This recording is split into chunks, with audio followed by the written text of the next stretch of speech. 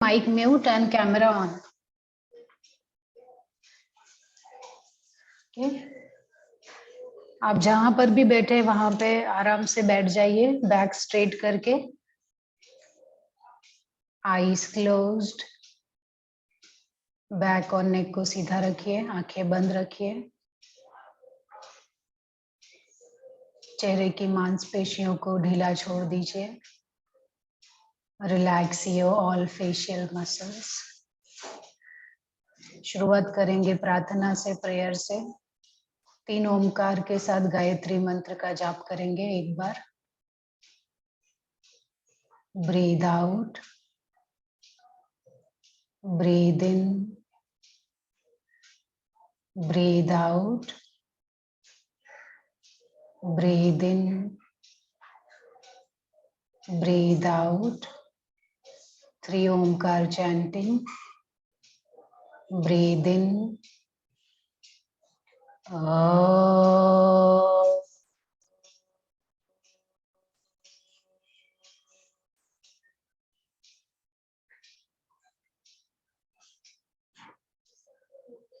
breathe in,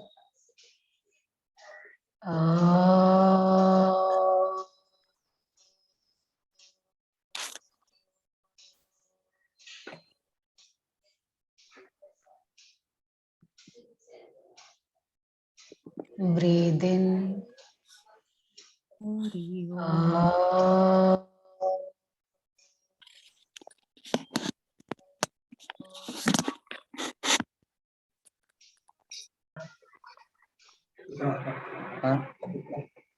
ॐ भूर्भुवस्वः तत्सवितुर्वरेण्यं भर्गो देवस्य धीमहि धियो यो नः प्रचोदयात्। ॐ शान्तिः शान्तिः शान्तिः। हम ईश्वर की महिमा का ध्यान करते हैं, जिसने इस संसार को उत्पन्न किया है, जो पूजनीय है, जो ज्ञान का भंडार है, जो पापों तथा अज्ञान को दूर करने वाला है। वह हमें प्रकाश दिखाए और हमें सत्य पथ पर ले जाए। ओम शांति शांति शांति। Rub your palms, cup your eyes, remove your hands and gently open your eyes. हाँ बालाजी सर, आप मुझे होस्ट कर देंगे तो मैं स्क्रीन वगैरह शेयर कर पाऊंगी। स्क्रीन शेयर हो जाएगी मैडम? हो जाएगी ना, ठीक है, ओके। हाँ, यहाँ पे कोई वीडियो ऑन नहीं करेंगे क्या? कन्वर्सेशन करना था, थोड़ा बातचीत करेंगे क्योंकि आज का टॉपिक है उपनिषद। और उपनिषद जो है, चालू करा। हाँ सभी लोग कैमरा चालू करेंगे, आराम से बैठ जाएंगे। पहले ना थोड़ा बातचीत करते हैं कि उपनिषद के बारे में आपको कितना मालूम है ना? उसके बाद आगे का टॉपिक चालू करेंगे। तो सबसे पहले आप मुझे बताइए, उपनिषद, इसके ये शब्द जो है आपने कभी सुना है क्या?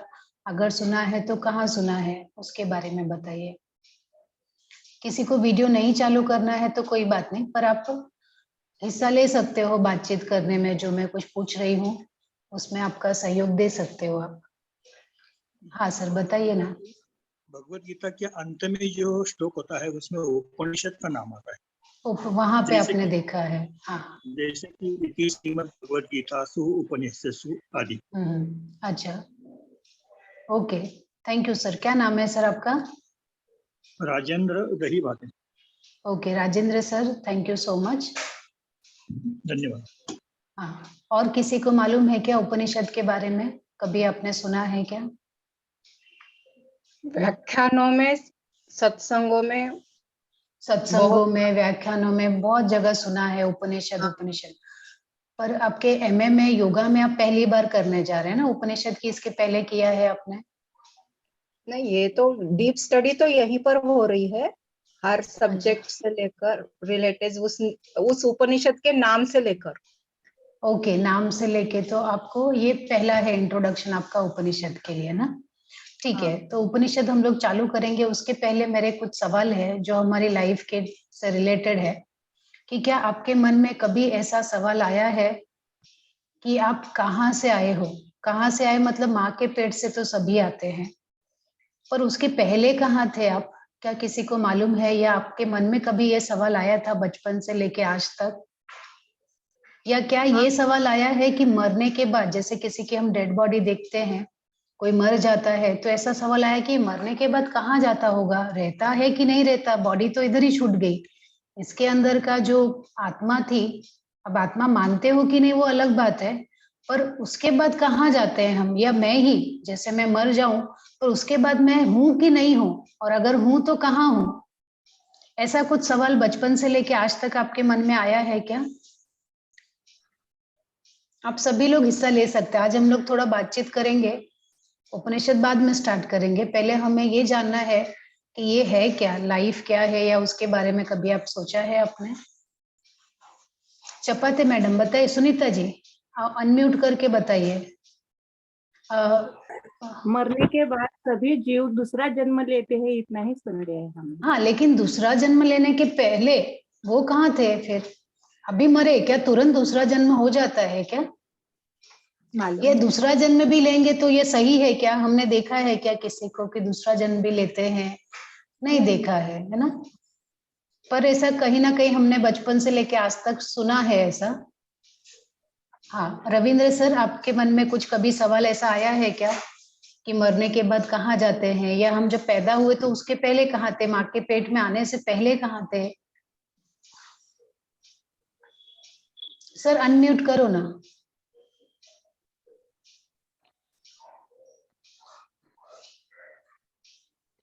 हाँ जी मैम, मेरे मन में आज से नहीं तो मैं बहुत बचपन से मैं मतलब कि मैं गुरुकुल से पढ़ा हूँ। तो गुरुकुल में यही सारी बातें होती थी, वेदों के ऊपर, उपनिषदों के ऊपर। तो तभी से मेरे मन में सवाल उठते थे कि जन्म हुआ तो जन्म होने से पहले हम कहाँ थे, या आत्मा के बारे में, फिर ओके, हमारी आत्मा या शरीर, ऐसे ही सब बातों पे बारे में चर्चा। बताए थे, चर्चा होती थी। तो आपने काफी चर्चाओं में हिस्सा लिया, तो क्या आपके सवाल का जवाब मिल गया आपको गुरुकुल में? जी, हमारे आचार्य जी थे, तो उन्होंने बताया था। तो उन्होंने बहुत सारे सवालों का समाधान किया, बहुत सारे मतलब हर एक प्रश्न का उन्होंने बराबर, समाधान करके दिया। ठीक है। रविंद्र जी, आप बहुत लकी थे कि आप गुरुकुल में पढ़े और वहां पे आपको बहुत अच्छे गुरु मिले, और जिसकी वजह से आपके ऐसे जो हमारी लाइफ के ऐसे सवाल होते हैं जिसका जवाब और कहीं नहीं मिलता, साइंस में नहीं मिलेगा और कहीं नहीं मिलता है ना? आपको उसका जवाब मिल गया। लेकिन क्या सभी लोग हम यहाँ पे गुरुकुल से पढ़े हुए हैं क्या? मैं तो नहीं हूँ। मैं तो सही यहाँ बात। मुंबई में पढ़ी लिखी हूँ, जहाँ पे योगा या इसके बारे में तो कभी कुछ चर्चा ही नहीं हुई। तो मुझे ये सब के बारे में बहुत बाद में पता चला, जब मैंने योगा में एडमिशन लिया या उसके बारे में जाना। तो ये सारे सवालों के जो जवाब है, या फिर आपने के मन में कभी ऐसा आया कि मुझे मनुष्य का जन्म ही क्यों मिला, या मुझे ये शरीर क्यों मिला? मतलब किसी किसी का बॉडी आप देखते हो टॉल होता है, किसी का बॉडी शॉर्ट होता है ना?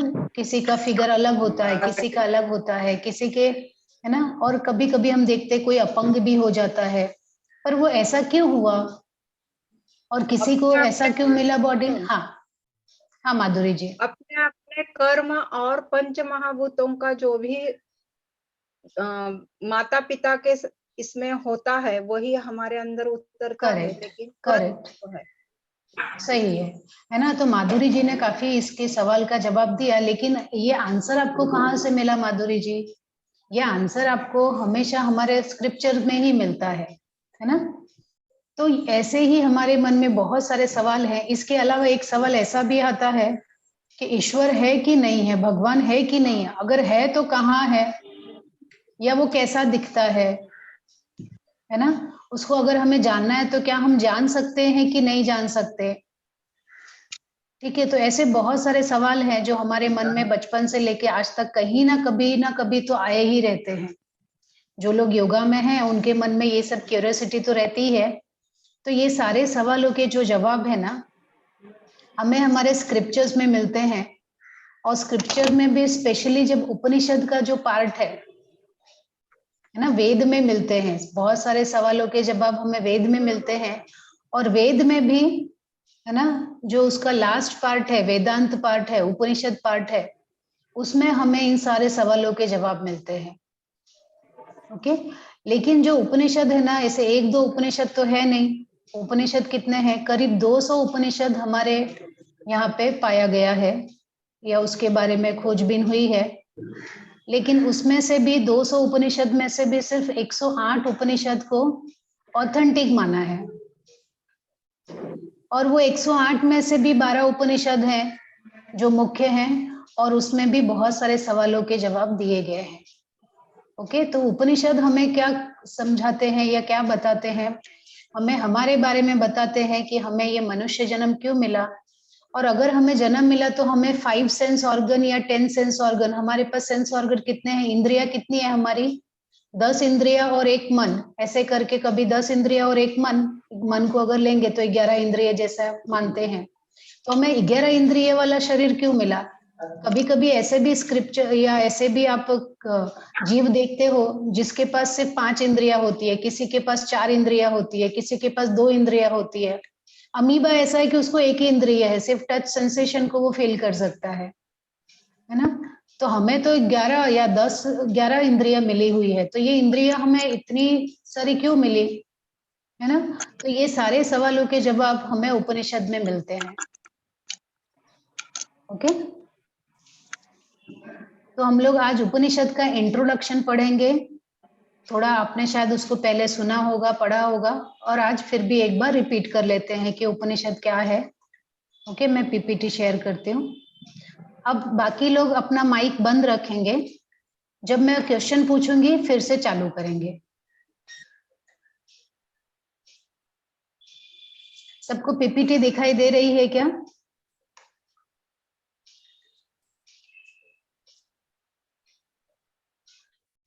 हाँ मैम, दिख रही है।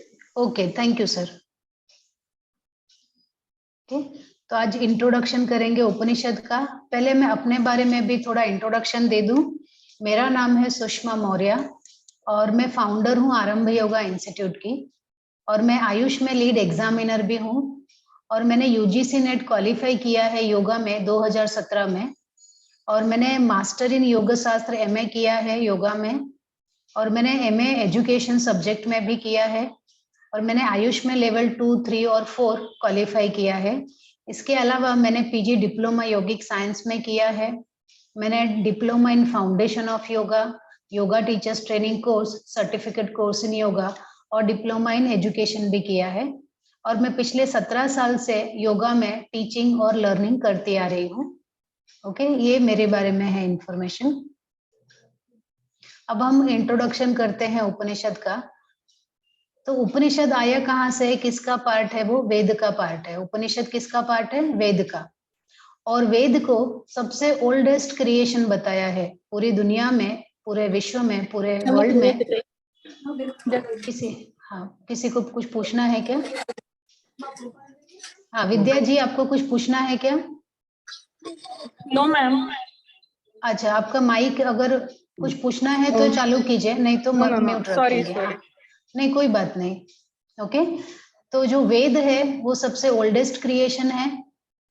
और पहले ना चारों वेद जो थे एक ही थे, लेकिन महाभारत के काल में व्यास जी ने देखा कि लोगों की मेमोरी धीरे धीरे कम होती जा रही है, तो उन्होंने सोचा कि अभी जो हम विद्या प्राप्त करने के लिए गुरुकुल में जाते हैं ना, जो ब्रह्मचर्य आश्रम का समय होता है ना, 10 साल से लेके 24 या 25 साल तक का, पहले के लोगों की मेमोरी अच्छी रहती थी कि एक बार बताया, गुरु से सुना, मनन किया, चिंतन किया और वो याद हो गया।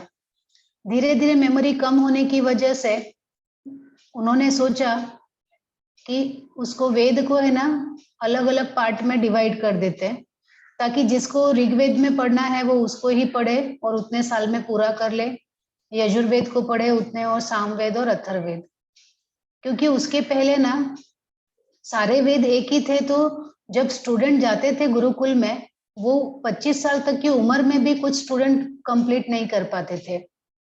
उसकी वजह से क्या होता था, उनको लगता था अगर मैं बिना कंप्लीट किए घर चला गया, गुरु का आश्रम छोड़ दिया, तो लोग क्या बोलेंगे मेरे बारे में, कई तरह की बातें करेंगे कि देखो ये तो अपने अपने शिक्षा भी पूरी नहीं कर पाया, और गुरु क्या बोलेंगे, ऐसे सोच सोच के वो स्टूडेंट है ना 25 साल के बाद भी गुरुकुल में रहते थे। और उनके माँ बाप उनको बुलाते थे कि अरे तुम्हारी शिक्षा कब खत्म होगी, कब आओगे, क्योंकि हमारा तो अभी गृहस्थी से अब हमें वानप्रस्थ में जाना है और तुम्हारी शिक्षा खत्म ही नहीं हो रही है। लेकिन वो जो स्टूडेंट थे, क्योंकि वो बोलते थे मैं क्या करूं, मुझे याद ही नहीं होता है, तो मुझे और समय लगेगा। कई कई स्टूडेंट तो पूरी लाइफ टाइम वहां पे गुजार देते थे और उनको चारों वेद याद नहीं होते थे। तो धीरे धीरे क्या हो गया कि लोगों ने अपने बच्चों को ना स्कूल भेजना ही बंद किया, कि अगर हम स्कूल में इनको भेजेंगे तो मेरा बच्चा भी शायद, अगर उसकी मेमोरी अच्छी नहीं हुई, उसकी स्मृति अच्छी नहीं रही, तो उसको भी ये सब लर्न करने में बहुत टाइम लग जाएगा और शायद वो घर आए ही ना वापस।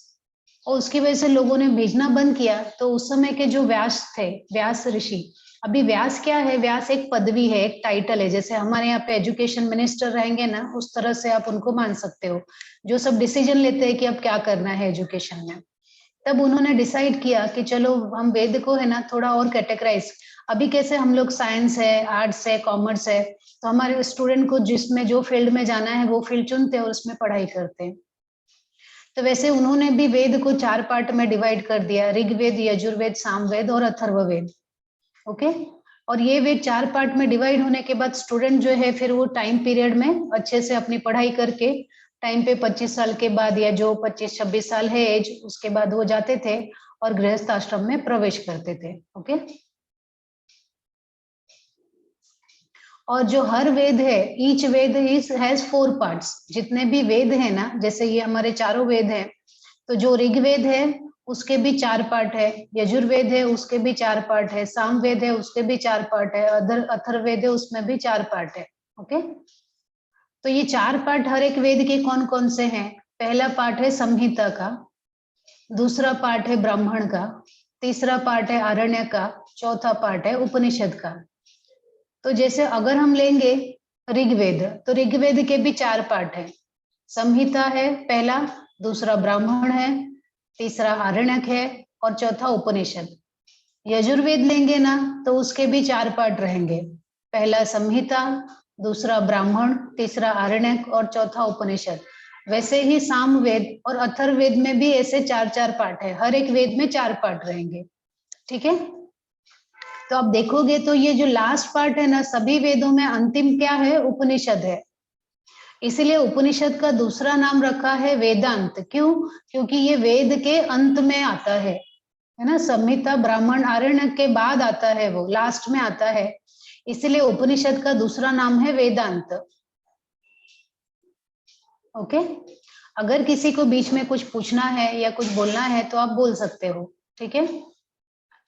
अदरवाइज मैं समझूंगी कि आपको समझ में आ रहा है और मैं कंटिन्यू करते जाऊंगी। अब जो पहला पार्ट है वेद का, संहिता पार्ट, उसमें है क्या? संहिता में क्या है, उसमें क्या बताया है? तो जो संहिता है ना, उसमें सारे मंत्र हैं, छंद हैं, स्तोत्र हैं, प्रार्थना है। पर किसकी प्रार्थना है? कोई बताएगा मुझे किसकी प्रार्थना है संहिता में? हाँ माधुरी जी। उस वक्त जो देवता थे, जैसे सूर्य, अग्नि आदि हाँ, देवता प्रार्थना करेक्ट सर, करेक्ट करेक्ट, है ना। हमारे जो सारे देवता हैं, जो हमारे नेचर में है, पंच महाभूत है ना, या जो इंद्रियां हैं, उनको हम लोग है ना देवता मानते थे, जो हमारी लाइफ को जीने में हमारी मदद करे एज ए ग्रेटिट्यूड। जैसे आज हम क्या करते हैं? ग्रेटिट्यूड करते हैं, ग्रेटिट्यूड को हम उनके लिए कृतज्ञ होते हैं ना, जो हमारे लिए, हमारी लाइफ में जीने के लिए हमें हेल्प करते हैं, है ना, उनके लिए हम ग्रेटफुल होते हैं, कृतज्ञ होते हैं। तो वैसे ही संहिता में भी जितने ये सब देवता है, अभी अग्नि देवता है वो हमें एनर्जी देते हैं, सूर्य देवता है वो हमें जीवन देते हैं, जल देवता है, वायु देवता है, पवन देवता है, तो ये सब हमारी लाइफ के आधार हैं, इनकी वजह से ही हमारा जीवन है, ये नहीं होंगे तो हमारा जीवन भी नहीं रहेगा। तो इन सभी देवताओं को भगवान मान के इनकी पूजा करते थे। अब पूजा क्यों करते थे? ग्रेटिट्यूड के लिए, कि भगवान आप हमारी सेवा करना, हमारी रक्षा करना, या आपकी जो आप हमें जो फल देते हैं उसको बनाए रखना। इस तरह से उनको ग्रेटिट्यूड के लिए, उनसे प्रार्थना करने के लिए, है ना, ये सब जो मंत्र वगैरह है वो संहिता पार्ट में है। ओके, और जो संहिता पोर्शन है ना वो पद्य फॉर्म में है। पद्य मालूम है ना, गद्य और पद्य। जो पोएट्रिक फॉर्म में होता है वो होता है पद्य, और जो स्टोरी फॉर्म में होता है वो है गद्य। ओके, तो संहिता पार्ट पूरा मोस्टली पद्य फॉर्म में है। यहाँ तक समझ में आया सबको? थम्स अप कर दो जो लोगों ने अपना वीडियो ऑन रखा है। Okay okay Sunita ji, thank you Ravindra sir. जिन्होंने वीडियो ऑन रखा है थम्स अप करेंगे तो मुझे समझ में आ जाएगा। ओके, अब उसके बाद हर एक वेद में जो दूसरा पार्ट है वो है ब्राह्मण का पार्ट। अभी ब्राह्मण मतलब क्या? आज हम ब्राह्मण का मतलब क्या समझते हैं कि जो घर में आके पूजा पाठ कराते हैं, मंदिर में पूजा पाठ कराते हैं, उसको हम ब्राह्मण बोलते हैं, है ना। लेकिन यहाँ पे ये जो ब्राह्मण है वो थोड़ा सा अलग है, बहुत अलग नहीं है लेकिन थोड़ा अलग है, कि यहाँ पे वो जो संहिता पार्ट में सब छंद मंत्र स्त्रोत दिए गए हैं, या कुछ उन देवताओं को प्रसन्न करने के लिए कुछ विधियां दी गई रहती हैं कि ये मंत्र जप करना है लेकिन ये विधि से, ये यज्ञ करना है लेकिन इस विधि से। तो वो जो विधि है, जो कर्म कांड है, वो सब दिया है ब्राह्मण पार्ट में। So Brahman portion contains the interpretation, significance and application of the mantra, rituals and prayers. तो संहिता में ये जो प्रेयर्स दिया गया है उसको करना क्यों है, कैसे करना है ना, वो सारा का सारा दिया है ब्राह्मण पार्ट में। उसके बाद है आरण्यक पार्ट। आरण्य मतलब क्या होता है?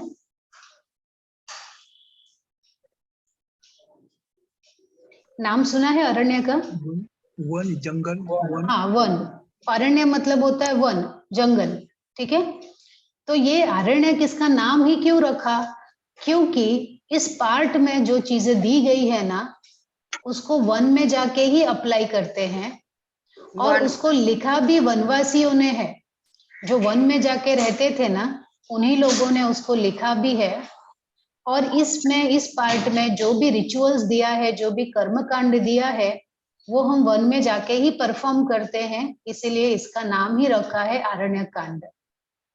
ओके, तो इसमें भी हम कर्म कांड करते हैं। जैसे अभी ये आरण्य कांड से पहले मैं आपको थोड़ा सा एक और पीपीटी दिखाती हूँ, ये वाला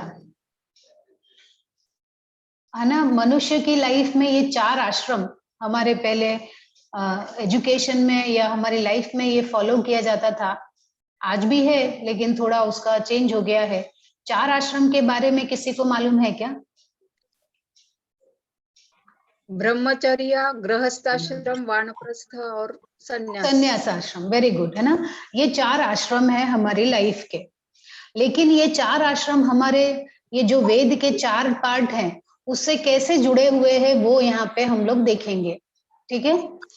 तो अगर मान लो आपका जो भी बचपन से लेके 24 साल तक का जो आप एज है, अगर हम ऐसा माने कि हमारी एज जो है वो 100 साल है, हमारी उम्र 100 साल है ना, 100 साल या 90 साल जो भी आप मानो, अगर उसको हम 4 पार्ट में डिवाइड करेंगे तो जो पहला पार्ट है 24 से 25 साल तक का समय जो है वो हम गुरुकुल में बिताते हैं, गुरु के आश्रम में बिताते हैं पढ़ाई करने के लिए, स्टडी करने के लिए। और उस समय हम कौन से आश्रम का पालन करते हैं? ब्रह्मचर्य आश्रम का पालन करते हैं। ओके, और उसमें हम क्या करते हैं? गुरुकुल में जाके पढ़ाई करते हैं और धार्मिक लाइफ को जीते हैं। लेकिन इसमें हम फॉलो क्या करते हैं? वेद के कौन से पार्ट को ज्यादा फॉलो करते हैं? संहिता पार्ट को। जितने छंद है, मंत्र है, स्तोत्र है, उनको रोज रिसाइट करना, उनका रोज जाप करना, ये ज्यादा होता है। बाकी सब चीजें भी होती हैं, ब्रह्म ये है ना, उसके रिचुअल्स को समझना, लेकिन जो प्रैक्टिकल पार्ट होता है वो संहिता का ज्यादा होता है। वैसे ही जब आपका एजुकेशन कंप्लीट हो जाता है 24 से 25 साल के बाद में, आप गृहस्थ आश्रम में प्रवेश करते हो, है ना, शादी करते हो, शादी करने के बाद आपके बच्चे होते हैं, फैमिली होती है ना, और आप एक धार्मिक सोशल लाइफ जीने लगते हो, तो वहां पे आपको ये कर्मकांड। हाँ, जो वेद में जो सेकंड पार्ट है, ब्राह्मण पार्ट है ना, उसको फॉलो करते हो, जो रिचुअल्स पार्ट है उसको फॉलो करते हो, कर्मकांड जितने दिए हैं वेद में वो फॉलो करते हो। वैसे ही जब वानप्रस्थ आश्रम में जाते हैं, जैसे ही हमारी लाइफ 25 या 60 साल, आज तक तो रिटायरमेंट की अभी एज कितनी है, 58-60 हो गई है, तो उस समय भी अगर मान लो 50-60 जो भी है एज, उस समय जब आप रिटायरमेंट लेते थे ना, आज तो क्या है, रिटायरमेंट के बाद कोई दूसरा जॉब करते हैं या गांव में चले जाते हैं या कुछ अपनी हॉबी करते हैं, लेकिन पहले के लोग क्या करते थे, रिटायरमेंट के बाद मतलब उनको वन में जाना है, हस्बैंड वाइफ दोनों जंगल में चले जाते थे या घर से दूर चले जाते थे, ताकि वो शांति का जीवन भगवान को अर्पित करते हुए जी सके और थोड़ा सा दुनियादारी से दूर हो सके और स्पिरिचुअलिटी, अध्यात्म में अपना समय बिता सके। ओके, जब उनको लगता था कि मेरा बच्चा शादी हो गई है, सेटल हो गया अपनी फैमिली में, अब वो अच्छे से हो गया है, तब वो जंगल में चले जाते थे। लेकिन अभी जंगल में जाके सिर्फ रहना तो नहीं है कि सुबह शाम खाया पिया, और जंगल में तो दूसरे जानवर भी रहते हैं, है ना, तो वो जंगल में जाके आपको रहना कैसे है, क्योंकि आप अकेले नहीं हो वहां पे दूसरे भी लोग हैं, दूसरे भी जानवर भी हैं, तो उनके साथ आपको कैसे एडजस्ट करना है, क्योंकि वो जहाँ है वहां पे वो आपको रहने नहीं देंगे, आप जहाँ हो वो रहेंगे तो तकलीफ है। तो वो सबको ध्यान में रखते हुए कि किस तरह से आपकी दिनचर्या होनी चाहिए, है ना, और क्या आपको फॉलो करना है, जंगल में जाके, वन में भी जाके कौन कौन से रिचुअल्स है, कौन कौन से कर्म कांड है आपको करने हैं, वो सभी कुछ आरण्य कांड में दिया है और उसी रिचुअल्स को फॉलो करना है। और उसके बाद है संन्यास। ओके, अब जब वानप्रस्थ में जाने के बाद, अरण्य कांड में रिचुअल फॉलो करने के बाद, हस्बैंड और वाइफ दोनों में से अगर किसी एक की मृत्यु हो जाती है, मान लीजिए उसमें से किसी एक, कोई एक है ना, उसकी मृत्यु हो गई, तो जो दूसरा पार्टनर रहता था ना, वो संन्यास ले लेता था। और संन्यास लेना मतलब क्या, जो वेद का लास्ट पार्ट है, उपनिषद पार्ट, ज्ञान कांड है ना, उसका वो अध्ययन शुरू करता था। ये क्लियर है सबको चार्ट? Okay, thank you. अब हम वापस जाते हैं इसमें, है ना, तो आरण्यक पार्ट समझ में आया कि उस समय क्या करते थे, और उपनिषद भी समझ में आ गया क्या करते थे, ये पार्ट अच्छे से समझ में आ गया, राइट। अब वैसे ही जो वेद है ना, ऐसे तो सारे वेद, ऋग्वेद, यजुर्वेद, सामवेद, अथर्ववेद, है ना, उसमें 4 पार्ट है, लेकिन अगर ये चारों पार्ट को हम 2 सेक्शन में डिवाइड करें ना, तो एक कर्म कांड में डिवाइड हो जाएगा, दूसरा ज्ञान कांड। तो वेद को अगर हम डिवाइड करें तो वो 2 पार्ट में भी डिवाइड हो सकता है, एक कर्म कांड, दूसरा ज्ञान कांड। अभी कर्म कांड मतलब जिसमें सब रिचुअल्स है, सब कर्म करने हैं, एक्शन है। ज्ञान कांड में क्या है, जिसमें आपको साधना करनी है, मेडिटेशन करना है, जैसे पतंजलि योग सूत्रों को पढ़ना, उपनिषद पढ़ना, ये ज्ञान की बातें हैं, ज्ञान का। लेकिन अगर आप कुछ रिचुअल कर रहे हो, है ना, कुछ आसन कर रहे हो, कुछ मंत्र कर रहे हो, कुछ यज्ञ कर रहे हो, तो वो कर्म कांड है। तो संहिता, ब्राह्मण और आरण्यक, ये तीनों पार्ट है ना, इसी को कर्म कांड कहा जाता है, रिचुअल पोर्शन, क्योंकि ये सब रिचुअल्स का पार्ट है, इन सब में रिचुअल्स दिया है। और उपनिषद जो है उसको ज्ञान कांड में रखा गया है। ओके, किसी को और भी कुछ ऐड करना है? देखो मैं भी है ना, ये सब अभी सीख ही रही हूँ, I am not master in the Upanishad, ठीक है। तो अगर आपको, आप सब मुझसे ज्यादा आपको नॉलेज हो सकता है, तो अगर आपको ऐसा लगे कि आपको कोई पॉइंट ऐड करना है इसमें, तो प्लीज मुझे बताइए। ओके,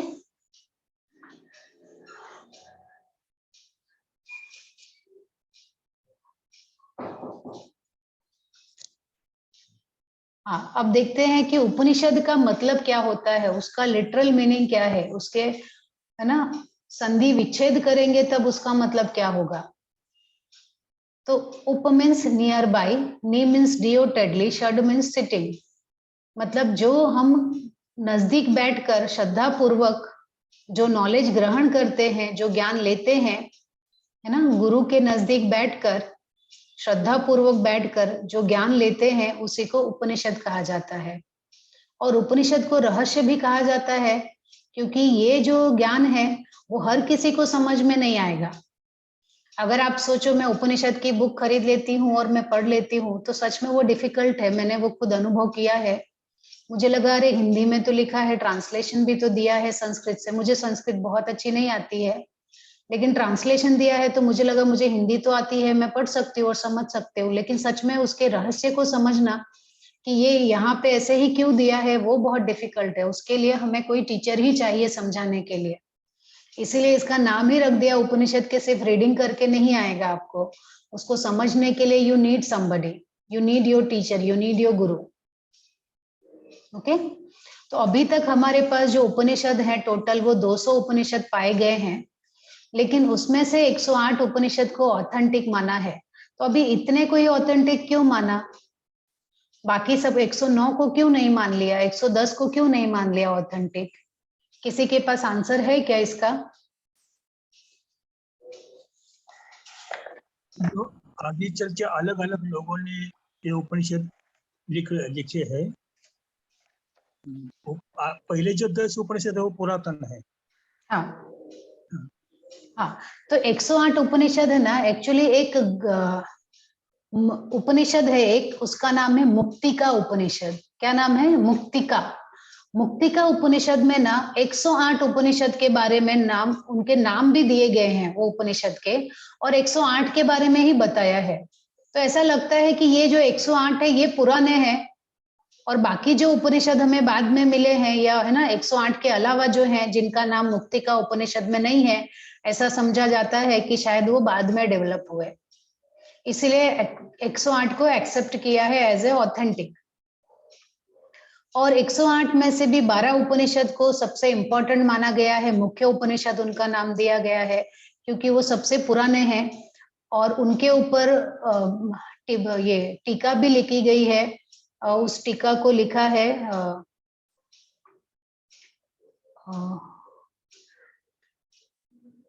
भाष्य का है, भाष्य लिखा है। हाँ नहीं, वो अपने आचार्य है ना, ये शंकराचार्य ने, सॉरी नाम ही एकदम नहीं आ रहा था, शंकराचार्य ने इन सभी के ऊपर भाष्य लिखा है, इसीलिए भी इनको बहुत ही ऑथेंटिक या इम्पोर्टेंट माना जाता है क्योंकि वो बहुत बड़े विद्वान थे। तो ऐसा हुआ कि उन्होंने ये 12 पे ही क्यों लिखा, क्योंकि उनको ये 12 बहुत ही इम्पोर्टेंट लगे। और ये 12 पढ़ के भी आपको है ना बहुत सारे आपके लाइफ के जो सीक्रेट्स है या लाइफ में आपके जो क्वेश्चंस है वो सॉल्व हो सकते हैं ये 12 पढ़ के भी। ओके, तो वो 12 उपनिषद कौन से हैं इंपॉर्टेंट वाले, वो यहाँ पे नाम मैंने दिया है आपको। कठ उपनिषद, ईश उपनिषद, केन उपनिषद, प्रश्न उपनिषद, मुंडक उपनिषद, मांडुक्य उपनिषद, तैतरीय उपनिषद, ऐतरीय उपनिषद, छांदोग्य उपनिषद, बृहदारण्यक उपनिषद, कैवल्य उपनिषद, श्वेताश्वतर उपनिषद। ठीक है, ये 12 उपनिषद के नाम हैं। अब हम देखते हैं कि ठीक है अभी उपनिषद तो कर लिया, लेकिन ये जरूरी नहीं कि हम 108 या 12 उपनिषद पढ़ने जाएंगे, पर उसके पहले थोड़ा ये जान सकते हैं कि उपनिषद में सारे ये जो 12 उपनिषद हैं इन सब में दिया क्या है, किसके बारे में बात किया है। तो वो यहाँ पे है कि उपनिषद में हमें ब्रह्म के बारे में बताया है कि ब्रह्म क्या है, आत्मा क्या है ना, वो एक ब्रह्म कौन सा है जिससे सब उत्पन्न हुआ है, या माया क्या है। माया मालूम है आपको, मोह माया बोलते हैं ना हम लोग, मोह माया, तो वो जो माया क्या है, या अविद्या क्या है। और ये पंच महाभूत हम लोग बार बार बोलते हैं, पृथ्वी, जल, अग्नि, वायु, आकाश, पर ये है क्या और ये कहाँ पे इसका कॉन्सेप्ट लिखा है, वो सब उपनिषद में है। पंचकोश क्या है ना, और ये भी उपनिषद में है। पराविद्या, अपराविद्या, विद्या हमें अविद्या मालूम है, इग्नोरेंस, तो विद्या भी है ना, और उसमें विद्या है क्या, फिर अगर अविद्या है तो विद्या क्या है। और विद्या में भी 2 विद्या है, एक पराविद्या एक अपराविद्या। हायर नॉलेज, लोअर नॉलेज, और हमारे खुद की 4 अवस्थाएं कि क्या हम हमेशा जागृत अवस्था में ही रहते हैं या हम और किसी अवस्था में, हमारा जो चित्त है वो हमेशा सिर्फ जागृत रहता है क्या? नहीं ना, हम लोग देखते हैं कि वो सोता भी है, ध्यान में भी जाता है, ओके, और समाधि में भी वही चित्त जाता है। तो ऐसे हमारे सिर्फ 4 ही अवस्थाएं हैं, उसके अलावा और कोई अवस्था है ही नहीं हमारे। और सेल्फ रियलाइजेशन मतलब क्या होता है? स्वयं को जानना, खुद को जानना। जैसे मैंने बताया ना, वो बचपन में हमारे मन में जो सवाल थे, मैं आई कहाँ से हूँ, कहाँ जाना है, मुझे ये 10 इंद्रियों वाला ही शरीर क्यों मिला, दूसरा क्यों नहीं मिला, ये सब के जो सवालों के जवाब हैं, जब आप स्वयं को जान लोगे तब अपने आप सबका सारा का सारा आपको क्वेश्चन का आंसर मिल जाएगा। लेकिन खुद को जानने से पहले हमें वो उस ब्रह्म को जानना है, क्योंकि जिसने ब्रह्म को जान लिया उसने खुद को जान लिया, जिसने खुद को जान लिया उसने ब्रह्म को जान लिया। ओके, और संसार क्या है ना, उपनिषद में गॉड क्या है, ईश्वर क्या है, इन सब के बारे में बताया है। तो अभी हम एक एक के ऊपर चर्चा करेंगे कि ब्रह्म क्या है। ब्रह्म मतलब क्या? सार्वभौमिक चेतना। अभी चेतना क्या है? कॉन्शियसनेस। कॉन्शियसनेस क्या है? जो हमारे अंदर, अच्छा थोड़ा सा डिस्कस करते हैं, चेतना है क्या? चेतना ब्रीदिंग है क्या? श्वास है क्या हमारी चेतना? नहीं, यस या नो? चेतना क्या है? कॉन्शियसनेस क्या है? जो हमें, हाँ सर,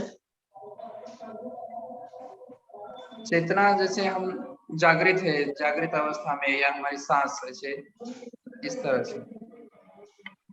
हाँ, चेतना मतलब ऐसा कि चेतना है तब हम जिंदा है, चेतना गई तो हम मर गए। कॉन्शियसनेस है तो हम जिंदा है, कॉन्शियसनेस गया तो हम गए। तो हमारा शरीर और हमारी आत्मा वो दोनों चेतना के साथ ही जुड़े हुए हैं। जैसे अगर आप बोलो कि अरे शरीर से ये सांस निकल गई ना तो हम मर जाएंगे, तो क्या सच में शरीर में ब्रीदिंग रहेगी, सांस रहेगी तो हम जिंदा रहेंगे क्या? ऐसा नहीं है।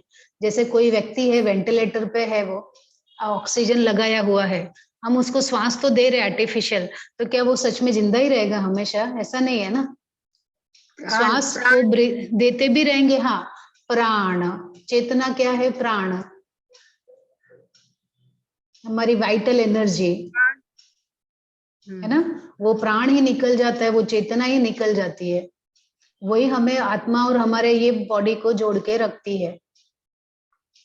जैसे आपको और मुझे किसने जोड़ के रखा है? ये जूम ने जोड़ के रखा है। जूम कैसे काम करता है? इंटरनेट से काम करता है, वैसे ही है ना। तो ये ब्रह्म क्या है?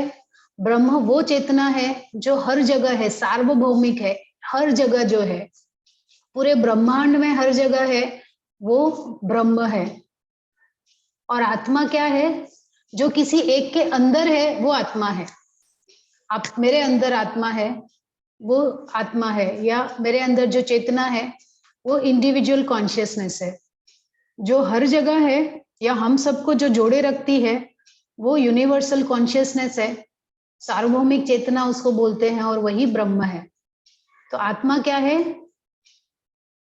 जो एक आत्मा है या इंडिविजुअल कॉन्शियसनेस है वो आत्मा है, और जो हर जगह है वही ब्रह्म है, यूनिवर्सल कॉन्शियसनेस।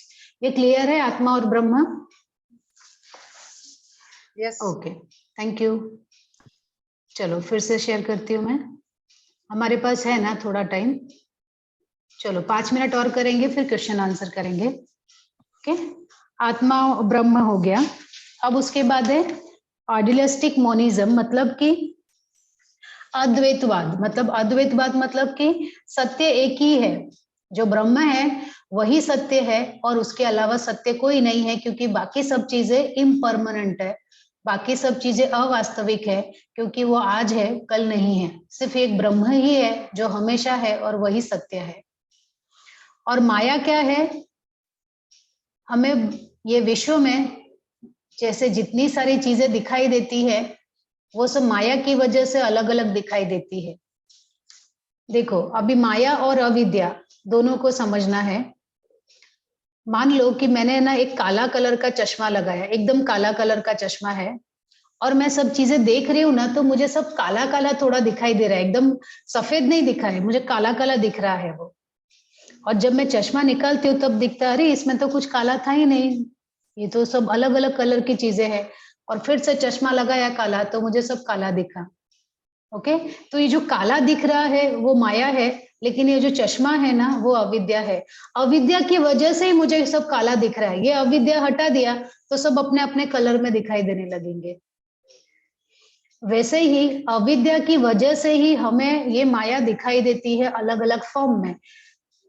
अविद्या के कारण मुझे ऐसा दिखाई देता है कि माधुरी जी अलग है, सुनीता जी अलग है, और रविंद्र जी है ना अलग हैं, वो पुरुष हैं, माधुरी जी स्त्री हैं, बालाजी जो है सर है ना वो पुरुष हैं, ऐसे उनका स्ट्रक्चर अलग है। ऐसे मुझे अलग अलग दिखाई दे रहा है। या ये बॉटल है, या ये किताब है, ये लैपटॉप है, ये क्यों क्यों मुझे दिखाई दे रहा है? क्योंकि अविद्या की वजह से। जैसे ही विद्या आएगी ना, मुझे सब एक जैसा वो ब्रह्म ही हर एक में दिखाई देगा। अब उसको समझने के लिए एक एग्जांपल देती हूँ। जैसे सोनार मालूम है, जो सोना बेचते हैं, सोनार मालूम है ना सबको? हमारे लिए जैसे अगर मेरे पास जो सोना है, मेरे पास नेकलेस है, मेरे पास इयररिंग है, या मेरे पास चूड़ियां है सोने की, तो मेरे पास सोना किस किस फॉर्म में है? चूड़ियों में है, गले में है ना, कान में है। तो मैं उनको इस तरह से समझती हूँ। और मेरे पास एक गणेश जी की मूर्ति भी है, ठीक है। और किसी कारण से एक दिन मुझे अपना सारा सोना बेचना पड़ा। मैं सुनार के पास गई और उनको बोला कि ये मेरे सारे सोने मुझे बेचने हैं, तो आप देखो क्या दाम लगाओगे। तो उसने है ना मेरे जो कंगन का या नेकलेस का, इयररिंग का जो सोना भाव चल रहा था, उसने वो भाव से लगा दिया। फिर मैंने उसको बोला ये गणेश जी की मूर्ति भी है, ये मेरे बहुत है ना देवता है, इनको मैं पूजा करती हूँ रोज, लेकिन आज मुझे इनको बेचना है कुछ परिस्थिति के कारण। तो उसने क्या किया, उनका भी भाव लगा दिया। तो मैंने बोला अरे ये इनका भाव, मेरे नेकलेस जितना ही भाव लगाओगे? ये तो भगवान है, इनका थोड़ा ज्यादा भाव तो लगाओ, एटलीस्ट वो भगवान है। तो क्या वैसा भाव लगाएगा क्या वो? नहीं, वो तो बोलेगा मैडम आपके लिए वो भगवान है, मेरे लिए तो वो सोना ही है ना। वो सोने को कैसे देख रहा है? सब में वो नेकलेस है कि ये है, मैं अलग अलग फॉर्म में उसको देख रही हूँ कि ये मेरे देवता, ये गणेश जी देवता हैं, और ये तो मेरा इयररिंग है या ये मेरा नेकलेस है, तो इसका दाम अलग लगेगा और गणेश जी का दाम अलग लगेगा, ऐसा मुझे लग रहा है।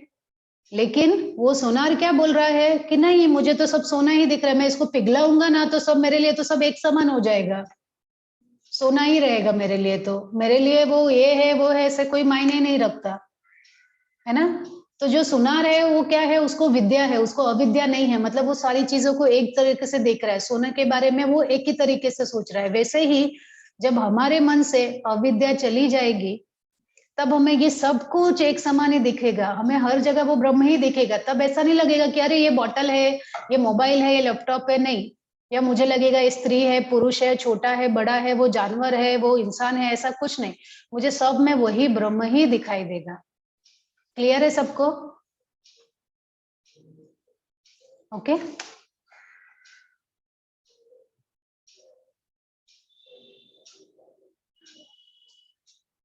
तो माया और अविद्या समझ में आया? माया क्या है, अविद्या क्या है?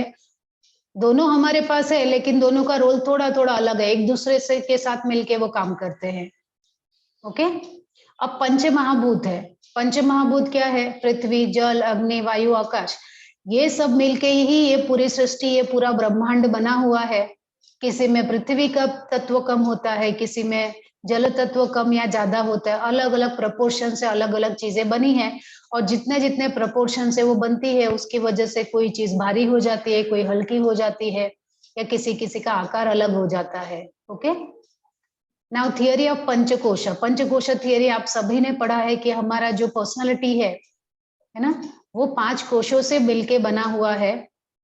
अन्नमय, प्राणमय, मनोमय, विज्ञानमय और आनंदमय। उसके बारे में भी हमें उपनिषद में ही मिलता है। और परा और अपर विद्या ऐसे 2 चीजें हैं। अभी आपने देखा अविद्या, अभी अविद्या को हटा दिया तब हमें विद्या आ जाएगी और हमें ब्रह्म दिखाई देगा। लेकिन ये आएगा कैसे? विद्या आएगी कैसे? तो मैंने चलो है ना उसकी जो टेक्निक थी वो फॉलो किया, लेकिन बाद में पता चला विद्या भी दो प्रकार की है। पहली विद्या वो है ये परा विद्या और अपरा। अपरा विद्या वो है जो हम लोग पढ़ रहे हैं ना, उपनिषद पढ़ रहे हैं, योग सूत्र पढ़ रहे हैं, आज लेक्चर सुन रहे हैं, किताबें पढ़ रहे हैं, वो सब अपरा विद्या है, लोअर नॉलेज है। ये हायर नॉलेज कब होगा? When you are only knowing the Brahma, जब आप ब्रह्म को जानने लगते हो, से ब्रह्म को प्राप्त करने के लिए, उसको जानने के लिए जो नॉलेज आपको मिलता है ओनली टू ब्रह्म, वही परा विद्या है। बाकी सब अपरा विद्या है, लोअर नॉलेज है। Now fourth state of self, हमें अपने आप को खुद को जानने के लिए हमारी 4 अवस्थाएं हैं। ये चारों अवस्था में पहली अवस्था है जागृत, दूसरी है स्वप्न, है ना, तीसरी है सुषुप्ति और चौथी है तुरीयावस्था। ये 4 ही अवस्थाएं हमारी हैं, हमारे मन की, हमारे चित्त की, ये 4 ही अवस्था है, इसके अलावा कोई अवस्था नहीं। अगर हम ये चारों अवस्थाओं को जान ले तो हमें पता है कि क्या करना है। जैसे जागृत अवस्था, तो जागृत अवस्था है, उसमें मेडिटेशन तो होगा नहीं। फिर उसके बाद स्वप्न अवस्था है, स्वप्न में तो हम स्वप्न देख रहे हैं, चित्त कुछ अलग काम कर रहा है। लेकिन जो सुषुप्ति अवस्था है, वो सुषुप्ति अवस्था हमें 2 तरीके से मिलती है।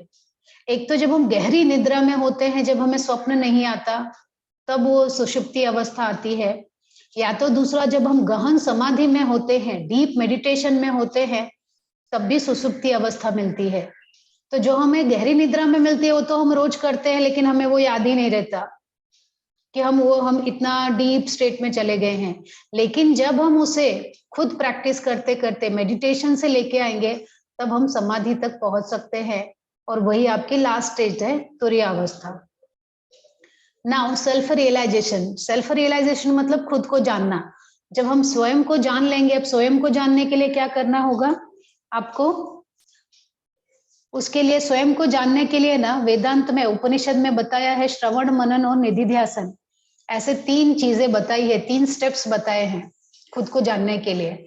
तो श्रवण करना मतलब जैसे आप मुझे सुन रहे हो आज, किताबें पढ़ना, अपने स्क्रिप्चर्स पढ़ना और गुरु को सुनना, टीचर को सुनना, ये है श्रवण।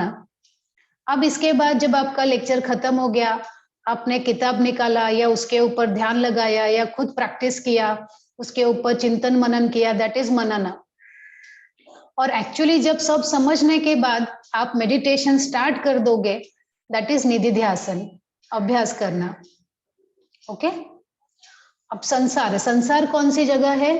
संसार ऐसी जगह है जहां पे, है ना, हर जीव जन्म लेता है और फिर मृत्यु को प्राप्त हो जाता है, फिर जन्म लेता है, मृत्यु को प्राप्त हो जाता है। जब तक कि जीव को मोक्ष नहीं मिल जाता, तब तक ये जन्म और मृत्यु का चक्र चलता रहता है। वही जगह है संसार।